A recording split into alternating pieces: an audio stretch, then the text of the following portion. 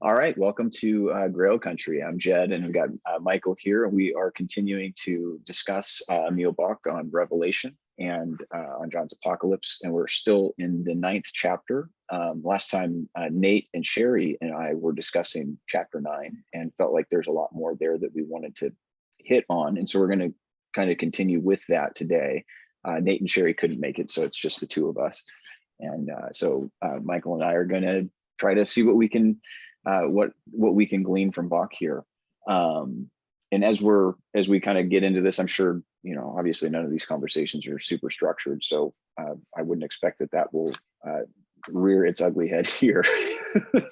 But Mike, what do you think, like, as you've been reading through the chapter and as we've kind of discussed already, what are some of the impressions you're getting in terms of what are maybe thematically some of the big issues that Bock's hitting here in this chapter and dealing with the 7 vials or the 7 libation dishes of wrath being poured out? Yeah, well, and the big theme is right in the title, right? Because he's talking. The chapter title is the vials of wrath, anger, and love. So he's trying to bridge those two realities and see how they might be seen as kind of two sides of the same coin, that they're somehow within God, they're integrated in somehow, and it's more of our own inward receptivity and positioning that causes us to experience it as one versus the other. Mm-hmm. Yeah. Well, if you don't mind me asking, just because we kind of did bring it up a little bit earlier, but I'm assuming we have fairly similar backgrounds in terms of how we were raised with the book of Revelation. Like, how do you feel like Bock's work is challenging maybe some of those common evangelical assumptions surrounding this book? He's certainly, for me at least, showing that there's a lot more depth there that's obviously invisible to us because of some of the separation of time and some of the idioms and just the symbolic reading that that was going on back then, and some of what we even know now, right, about apocalyptic literature and the ways in which it is sort of always written in a sort of code. But in the readings I engaged with as a kid, there was always sort of a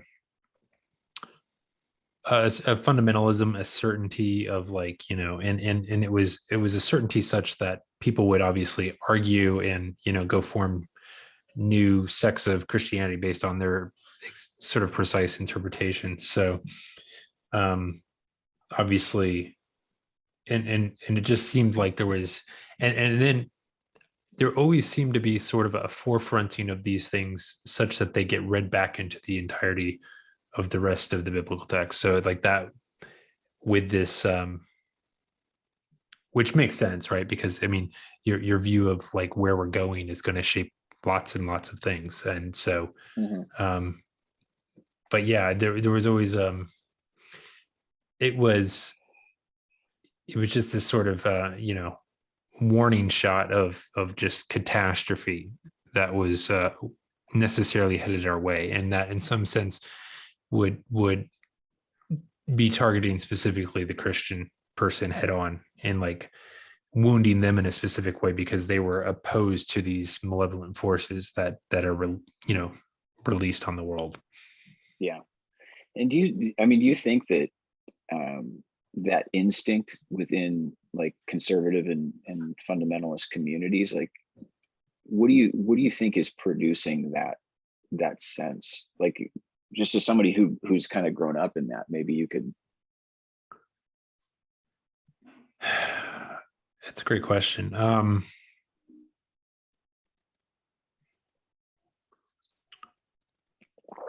Yeah, I don't know how to explain this, but my intuition is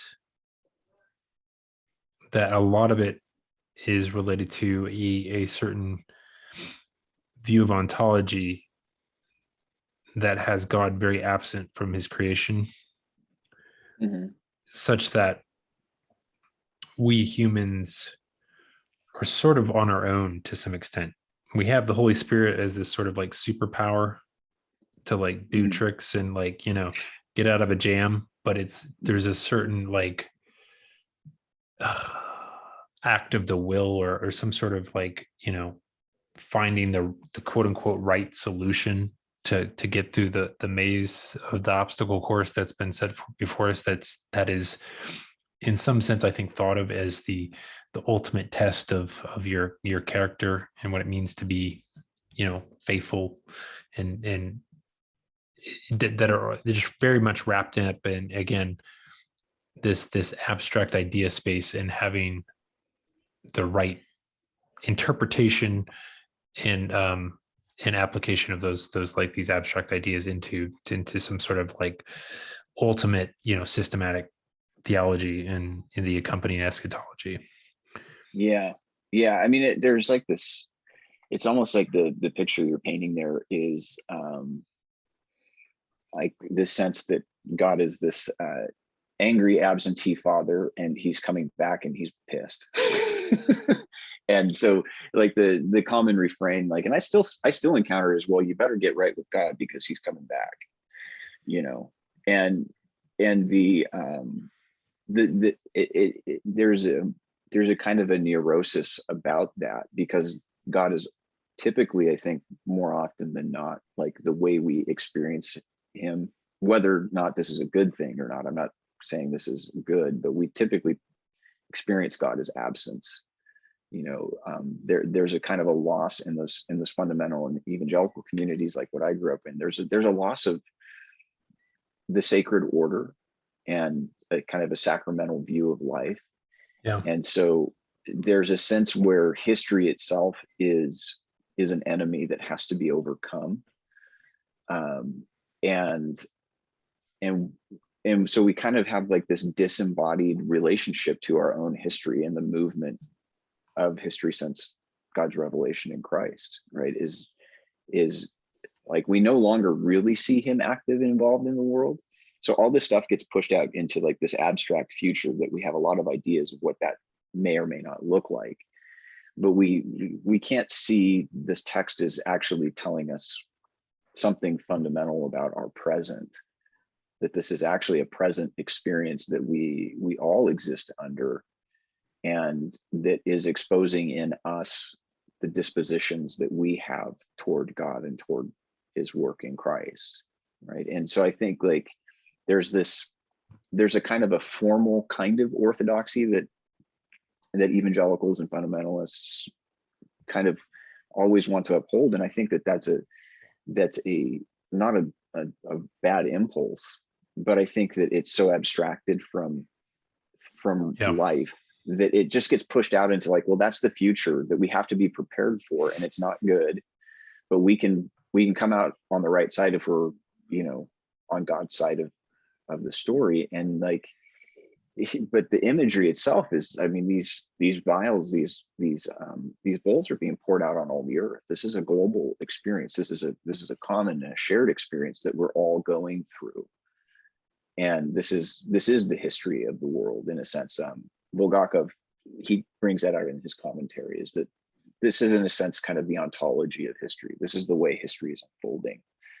And so we have a hard time seeing ourselves in that story as much as it's like we see its future, but we don't see its presence among us now. Yeah. And I think that ends up putting us in a position where, we can only really see the darkness of the text. We only see the violence. We only see, but that's actually just our story. That's human history. Right? That's our story. Is a legacy of all these anti-sacramental kind of things that Bock talks about. Each of the vials kind of manifesting. The wrathful manifestation ends up being kind of a is this inversion of the sacramental reality that God is actually reestablishing and upholding in Christ. Yeah. And there seems to be also a sharp underlying critique of tradition per se, like such that, because there's always a certain especially within the Protestant evangelical frame, there's always this sort of movement forward where progress is viewed as like this, like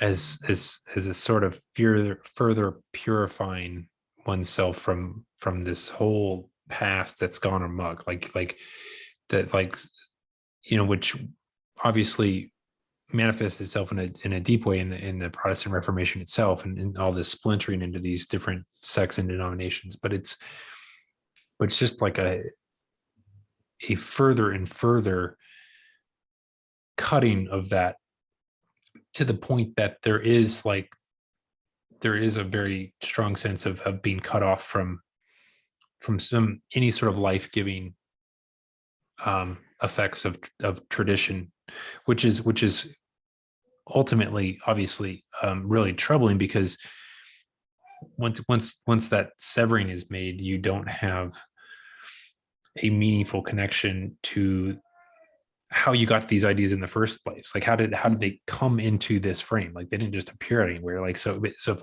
by criticizing the historical church, you're criticizing the very kind of branch that you're sitting on, to some extent, and kind of just, and so there's this sense in which you kind of, it is like this. I mean, I don't think, it seems to me like postmodernism is just a secular outworking of Protestantism in some really deep ways. Yeah. Well, and I think that, like, it puts us in a position where we're constantly trying to build a foundation in midair, right? As opposed to, like, hey, we're building on top of something that has come before us. And I think, even at, like, I'm pretty comfortable as a Protestant, because I think there's plenty to protest. Yeah.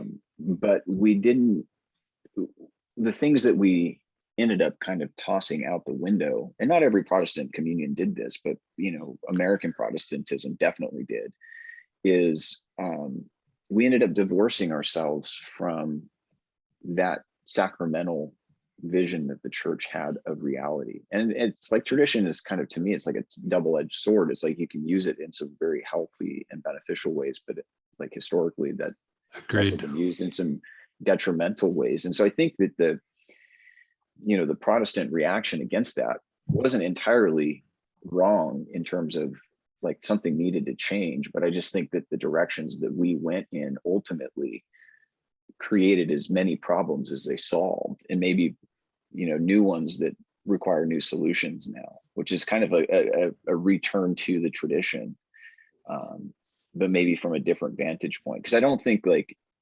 I mean, I know so many of my friends that are trying to go back to the older communions, and they're trying to recover something, but it's like, Protestantism happened. Like, we have to deal with, like, certain aspects of kind of what that's opened up to us in reality. And so it's like, what that return looks like. I wonder, like, historically speaking, if that's not going to take continued further direction of reappropriating tradition in new ways. But I like, until we as Protestants can come to grips with kind of our traditions, where they've come from and where we're situated with those, I think it's hard to come up with coherent readings of texts like Revelation, right? Because it's such a challenging text to begin with. But if you're kind of just approaching it like a straightforward history of the future, which is kind of what a lot of people do,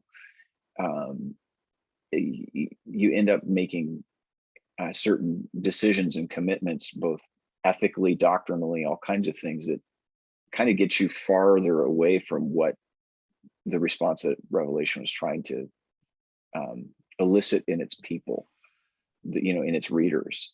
Is a sense of, yes, there is a parousia that is coming, that is imminent, and a life that needs to be ordered around that. But it's a lot more holistic than how we are accustomed to looking at that, if that makes sense. Yeah, that makes a lot of sense. Yeah, I think for me, it's like, this is an oversimplification, but I see things in this sort of modern, postmodern frame they're just always they're getting more and more focused on certain details, and any one detail you find becomes this sort of like, no matter how trivial it is, can be this sort of levering point to like upflip something like, this long process. And I agree with you absolutely that there's something good there, because there's a degree of complexity, and there's a sort of larger patterns of the world and of God that we could be exposed to um by looking deeper and more lovingly. But then it somehow, it's like I feel like it tends to shortcut that process, and throw it back into just the critique. It focuses on that because there's so much hay to be made that way, at least. Yeah. Well, and I think Protestantism is critique. It is the basis of basically critical theory. Like our hermeneutics basically were the building blocks of modernity, right? And I think that that's where I have like this interesting relationship with modernity and post-modernity, is like I don't see that as necessarily good or bad. It's just kind of, it's the natural growth and progression of a living system. If you're looking at like the growth of like the tree of life, right? In a tree, when it grows, it as it's growing, it's fairly small and self-contained, but then it begins to branch out, right? And then eventually you get like just this fractalization of this living reality that gets expressed across every branch of the tree. But I think that we tend to abstract ourselves. I think that's the danger, is that it's like one acorn or one leaf in the tree gets mistaken for the whole, right? And so we tend to lose ourselves in our particularity, as opposed to seeing like this particularity is growing from an integrated whole, right? And so it's like the good side of modernity and post-modernity is this diversification and this realization that, oh, there is such a thing as real difference in this living expression of, let's say, Christianity. However, like, in as much as we kind of abstract ourselves away from where we've come from, we lose our moorings in the tree of life. And so I think that there is a tendency, at least in our context, is to kind of find that leverage point of the, yeah, but what about this? And it's like, okay, yeah, that's true, but it's still a part of something that's been growing for a long time. Like like this idea was not abstracted from thin air. Like this was a part of a historical process that was growing itself out into something fuller and more mature. But if we can't see that, we're coming from something that was much more condensed and simple to begin with, then we tend to lose ourselves. We tend to lose ourselves in the details as opposed to kind of the whole. Yeah. Well, one of the things I find myself, of course, I have my own critiques of the critiques, right? But which is kind of more of this, but I have trouble with any sort of expression of religion that I feel like requires somebody to have a PhD to like be, to have the knowledge needed to get to God, right? And I mean, so for me, like, well, if we're talking about the sacraments, right? I feel like that is a really interesting inflection point where the particular is able to look back at the universal, and the two can commingle. And this idea of like heaven and earth, rather than being completely disjoined, there's something of heaven that's always present with earth. That there's always something. There you can kind of get these disconnects in time, but like there's something that's anchoring the two together, and that we, at any level of intelligence, whether it's like a 5-year-old or a mentally handicapped person, like there's something there that doesn't rely on some sort of like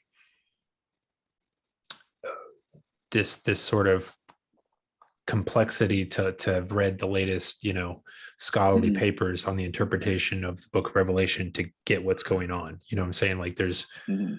um that, to me, that's what I feel like the sacraments are always intended to do, is kind of rip us away from that getting too far down the weeds of any particular strain of thought, and saying, okay, look, it's got to be reinstantiated back into the whole. And it seems like these sacraments are a way in which that is accomplished, practically speaking.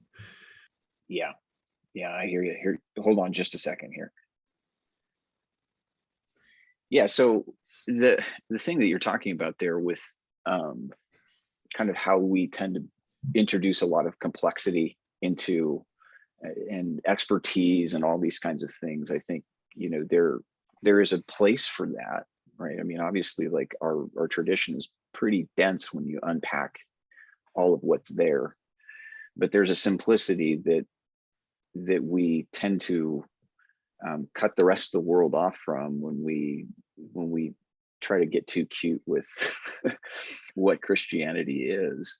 And so I Or think like like you some were of saying earlier, like when you absolutize the particular yeah, in some way that's specific, like I don't know what it like. I don't know how to explain it, but yet that's kind of what happens. Like if you, because it seems like the sacraments are the place where that's supposed to happen, where the particular and the universal come together, and we want to do it in these other avenues for some reason.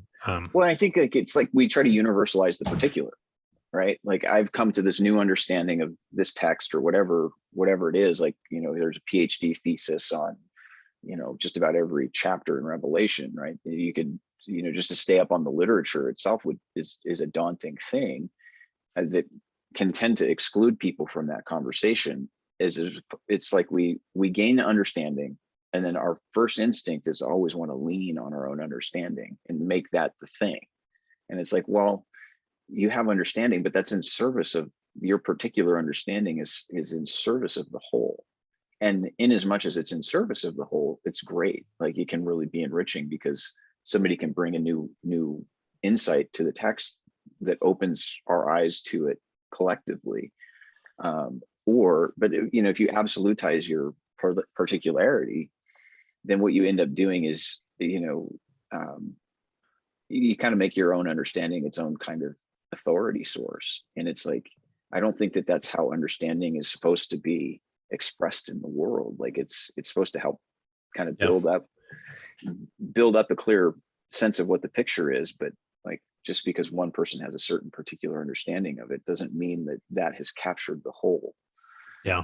Well, And I think I that, don't think it should ever be wielded, right? Like as a knife, right? It should never, it shouldn't have this sharp quality that tends to cut off everyone else that is, like because I'm on this branch and on this particular leaf on that branch, that I've somehow, like everybody else on a different branch on a different leaf is somehow, in my view, cut off from right. the tree of life. That sort of attitude, like it seems like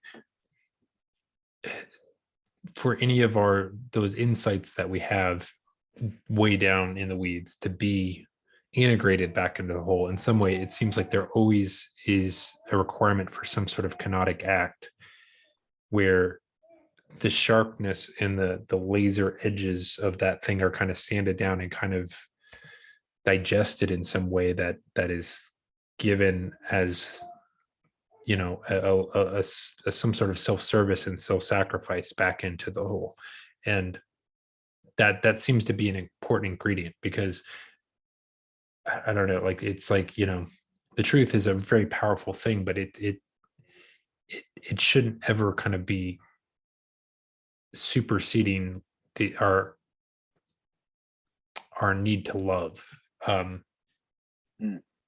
because I don't know, it just, because that aspect of it, I think for me at least, and again, I'm speaking in very vague terms here, but it seems like that's a necessary component to give us the humility necessary to again sand off some of the rough edges so that we can have a package that is actually digestible and usable by the rest of the body. Yeah, well, and I think that it's like we tend to do that with our knowledge, right? Is that it's such a powerful, it can be a weapon or a tool, right? And if it's not developed and inculcated with a sense of love and wisdom and an overall embrace, then it becomes really a dangerous thing. And it becomes like the impetus for division. And I think some of that, though, like that is kind of the seeds of Protestantism in general. I mean, I coming out of like a Reformed background where the idea of inspiration is located within the text. The text is inspired, and it's the authority for regulating all religious and spiritual life. And so if you just know how to interpret the text rightly, then once you've done that, you've done the work of the Holy Spirit, in a sense. Like it's supposed to be this unified work. But what we found out is, you get 10 guys in a room, you're going to get 10 different views on a different, on all these different kind of interpretive issues. And this was happening before Protestantism develops as well. But it's like, here's the understanding, everything else is cut off that doesn't hold to this understanding. Well, you do that enough times, you go far enough out into the tree, it's just you just have a bunch of like isolated particulars that have no integration into the whole. And I think that it's part of that natural animalistic life that Bock's talking about in this chapter. We're taking these tools that are meant to be in service of the community, in service of the spiritual life. We're taking these tools and we're inverting them into these weapons that bring about death and destruction and desiccation and all of these kinds of things. And it's really, the text is the text. It's fairly stable. We know what it is. So the text hasn't changed, but like our orientation to it, can tend to be the very thing that was supposed to be, hey, we're supposed to learn from this, is now becoming learn and grow together. Is like, this is how we're learning and growing apart, and in particularizing ourselves in such a way that we've lost that organic connection. And I think that that's a part of the apocalyptic process itself too, right? And I think it's part of the judgment on the religious community and what religious communities tend to do. This is just, I mean, this isn't the first, Protestantism isn't the first time this kind of thing has happened. That's pretty similar to what was going on when Jesus is on the scene. Is Judaism is pretty fragmented, in his time. There was a bunch of different prevailing schools of thought, and they had kind of branched off, and we're all kind of, trying to determine who was the inheritor of the real tradition and who was carrying it on. And all of them had different visions of what that was going to look like. So I think it's part and parcel of like the human experience. And we, as history kind of continues to move forward, we see that process intensify. And I think that that's where maybe we can jump in and just discuss what the sacraments and anti-sacraments are in these different vials. That might be kind of helpful. And I'll go through like each of the different vials here, just based on the notes that I've taken. And then just kind of, let's just see what we can kind of come up with. But his 7 vials are manifesting. The first vial manifests in the anti-sacrament of disease. The second one would be boredom, and he ties that to our adolescence. The third one would connect to fallen sexuality. The fourth and the midpoint is desiccation, like we kind of the rivers, the waters of the earth become Could you poisonous. read out the sacrament they correspond to as well? Oh yeah. So disease would correspond to baptism. Baptism would be the sacrament. Disease would be the anti-sacrament. The second vial, the sacrament being conferred there is confirmation, and the anti-sacrament is boredom tied to human adolescence. The third vial, the sacrament being communicated there is the sacrament of confession, and Bock hones in on kind of the fallen experience of sexuality as this anti-sacrament. And then the fourth vial, the sacrament is the Eucharist. So this is the midpoint. And the fourth anti-sacrament is the desiccation, the poisoning of the waters. The fifth sacrament conferred in the fifth vial is marriage, and the anti-sacrament is embitterment. The sixth sacrament is ordination, and the anti-sacrament is black magic.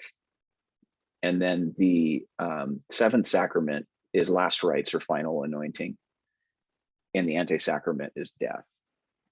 That's kind of the structure I've been able to see him working with, which is kind of this interesting, like I talked about earlier, is there's this kind of chiastic structure where everything is kind of, you've got baptism, last rites are kind of the two end points of like a 7-branch candlestick. The midpoint is the Eucharist itself.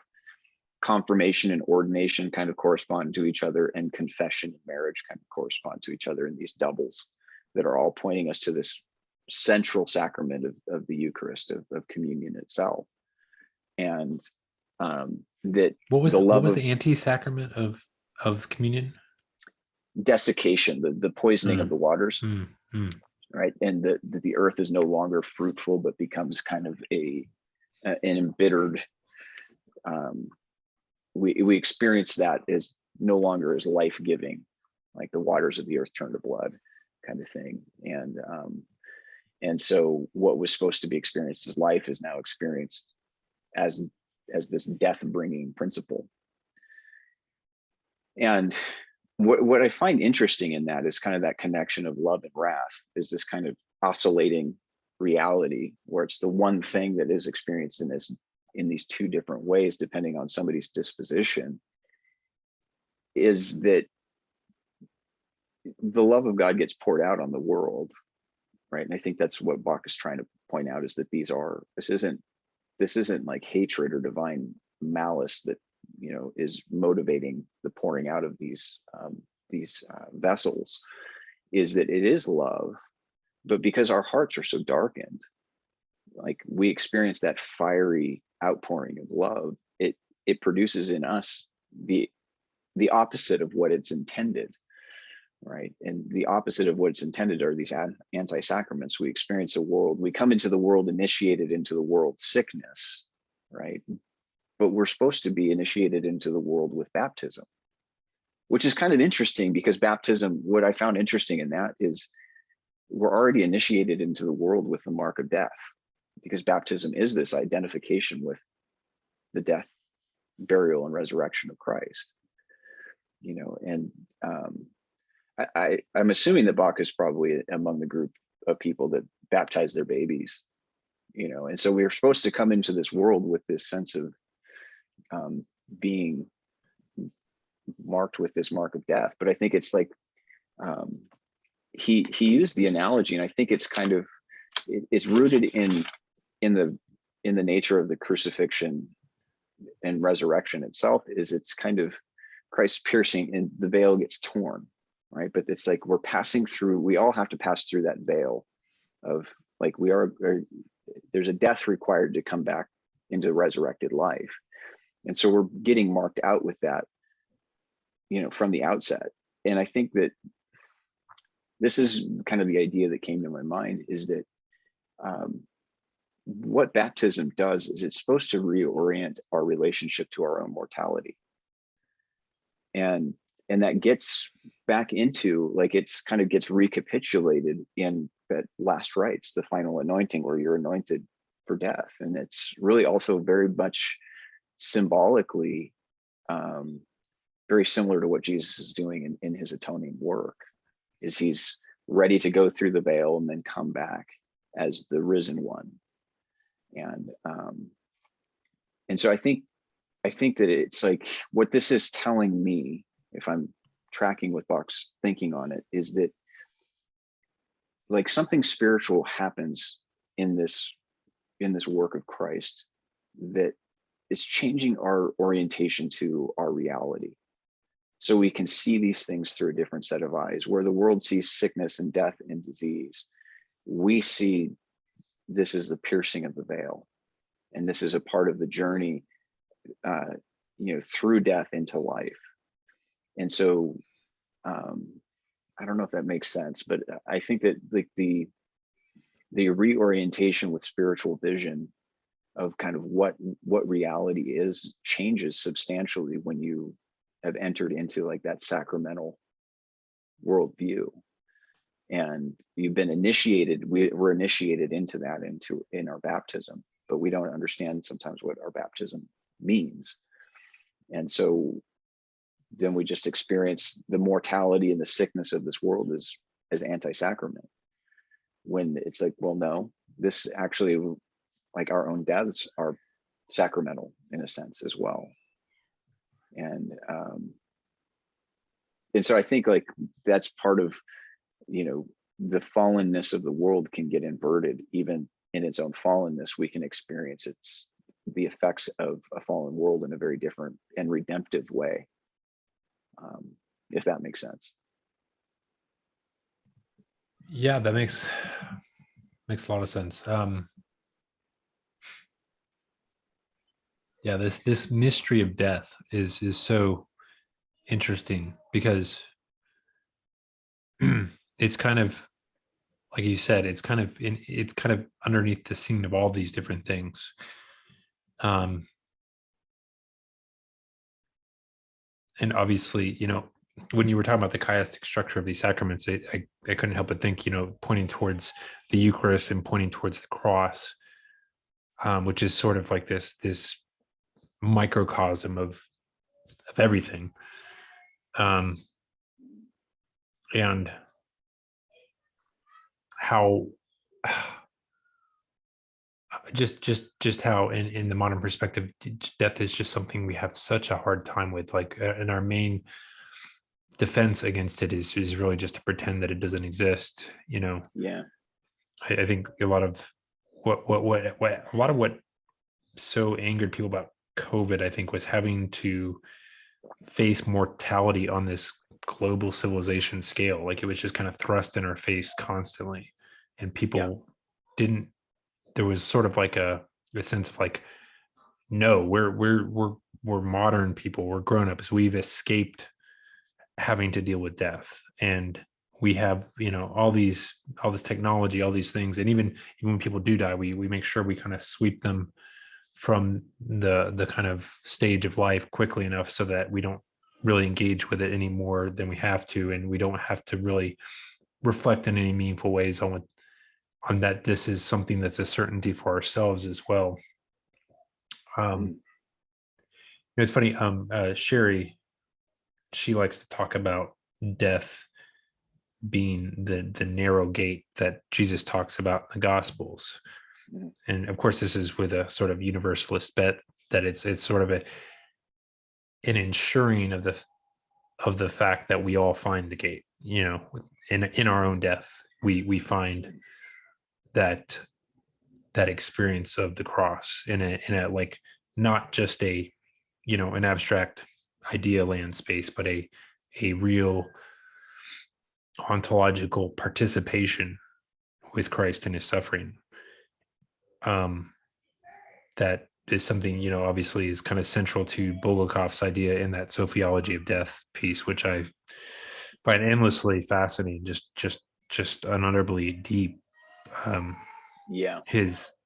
Because me and Nate just talked about this recently, but it's like he's tying together two things in that essay, where he talks about kind of at a theological, philosophical, abstract idea level, he kind of really lays out this thing, but then he pulls it into his own experience of walking through death kind of in this sort of slow motion. So he kind of describes it as this, there's this moment when Jesus cries out, my God, why have you abandoned me? But then there's like this continual, like, there's this pause in between. It's like he had this sort of lengthy experience of that, so that what was a moment for Christ, we don't know what happened in that, but he like experiences as a matter of weeks, where he's like in this sort of act of dying, and he's like able to perceive this sense of Christ's real participation with him in that suffering. Yeah. And there's something really deep there. I don't, again, it's like, it's one of these things it's I think it's so mysterious that like to kind of bring language to it sometimes too quickly is probably a bad thing. And oftentimes I think, our responses to death are really better, better managed by just sort of like a sort of sitting with the bereaved and kind of just kind of saying nothing and just kind of, I don't know, what is it like that? I don't know what the Jews call their act of bereavement, what they call it sitting Shiva. Is that what they call it? I think that's But right. Yeah. it's like this, just this sort of marking of something deep and mysterious communally, and just sort of Mhm. making sure it isn't like just thrust aside or passed over, that there's this space given to it to do what I don't think we know, but I think it's obviously integral or central to creation. Like as I've heard you say many times, the cross is kind of like this central focal chiastic point of all creation as well. Like Yeah. um, that's something really interesting is going on there, and it does seem like what we I don't know, if I kind of look under all the levels of what I want, right? Like what I deeply desire, kind of getting into that topic of eros we've been chatting about on Fox. But like I think one of the biggest things we all want is transformation. Hmm. And it seems like that this transformation is just inseparably linked to suffering, unfortunately, and pain. And this death is kind of like is where it kind of all gets realized in some deep way. Right. Well, and I mean, I think that's right there in that structure, right? You start with baptism. You're initiated into death. I mean, typically for an infant, that's shortly after birth, right? You're initiated into death, and it culminates in last rites and in this anointing that is right before death, typically, right? And I think that like your example about COVID is exactly right. Is like, as moderns, we fear and flee death as our enemy, right? And we push it to the margins, and it's kind of reasserting itself in our reality in ways that it makes everybody uncomfortable, right? And it's just, you see the varied response to it, whether it's people saying it's no big deal, I'm not worried about it, or people who are completely isolating themselves, and all it's like this spectrum of response that um that, like, I think for all of us, it's the difficulty of knowing that we have to enter through that veil ourselves, right? That cry of dereliction, of self-emptying and abandonment, is what we all are terrified of, right? The finality of that experience, or at least the apparent finality of that experience, um, is something that looms large in our psyche, because everything about us is kind of hardwired to have a sense of our own continuance, and then we run up against the realities of mortality and death, and it seems like the end point, when everything in us says we're supposed to go on.